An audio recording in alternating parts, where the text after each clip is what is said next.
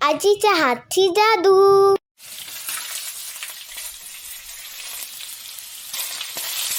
एकदा खाल तर बोटे चाखतच राहाल. नमस्कार मंडळी, आजीच्या हातची जादूमध्ये तुम्हा सर्वांचे खूप खूप स्वागत. याआधी आपण बऱ्याच प्रकारचे काप पाहिलेले आहेत, म्हणजे सुरणाचे, कच्च्या केळीचे, वांग्याचे, तसंच बटाट्याचे काप म्हणजेच काचऱ्या पाहिलेल्या आहेत. तर आज आपण थोड्या हेल्दी काचऱ्या करणार आहोत, त्या म्हणजे कारल्याच्या काचऱ्या. आजची रेसिपी त्या प्रत्येकासाठी आहे ज्यांना कारल्याचं नाव घेतलं तरी नाक मुरडतात. तर चला, साहित्य दाखवण्याआधी आधीची जी पूर्वतयारी आहे ती आपण लगेच करून घेऊया. कारली आपण धुवून घेतलेली आहे. आता आपण काय करूया, ह्याचे गोल गोल काप करूया.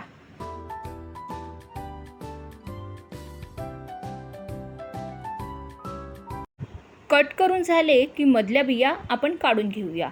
जर तुम्ही कडू खाण्यात शौकीन असाल तर तुम्ही ठेवलात तरी चालेल.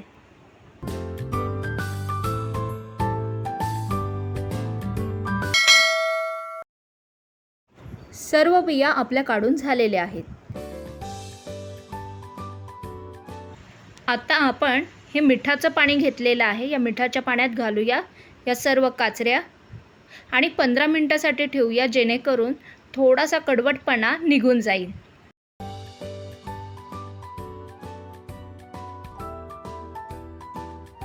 कारल्यामधून मिठाचं पाणी वेगळं काढून घेऊया.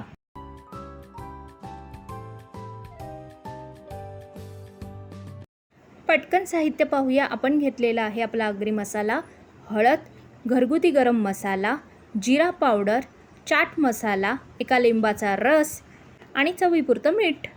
त्यानंतर आपण घेतलेला आहे 2 चमचे कॉर्नफ्लॉवर, 2 चमचे तांदळाचं पीठ आणि 4 ते 5 चमचे चण्याचं पीठ, सोबत तेल. पटकन मॅरिनेट करूया. आपण घालतोय आपला आगरी मसाला, त्यानंतर घातलेला आहे हळद, हळदीनंतर आपण घातलेला आहे जिरा पावडर, सोबत आहे चाट मसाला, सोबत आहे गरम मसाला. त्यानंतर आपण चवीपुरतं मीठ घातलेलं आहे आणि त्यानंतर आपण घालणार आहोत लिंबाचा रस. जशी क्वांटिटी असेल त्याप्रमाणे लिंबाचा रस कमी जास्त करा. आता आपण हे मिक्स करून घेऊया. आता हे मिक्स करून झालेलं आहे. लिंबाचा रस घातला त्यामुळे 10 मिनटं झाकण मारून ठेवून देऊया. 10 मिनटानंतर आपण घातलेलं आहे तांदळाचं पीठ, कॉर्नफ्लॉवर, सोबत चण्याचं पीठ.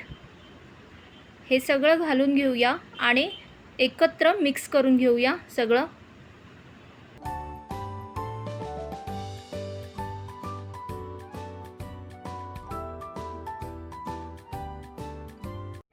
हे सर्व मिक्स करत असताना थोडासा पाण्याचा हबका मारा, म्हणजे आपण जी पिठं घेतलेली आहेत ती व्यवस्थित चिटकून राहतील.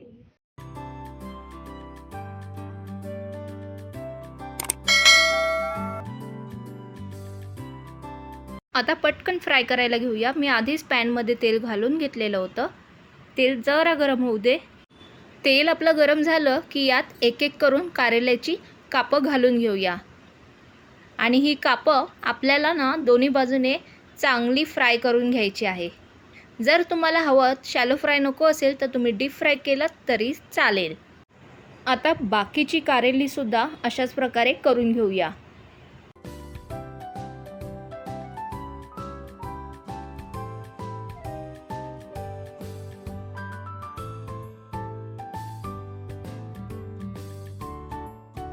दोन्ही बाजूने छान क्रिस्पी झालेली आहेत. आता ही काढून घेऊया.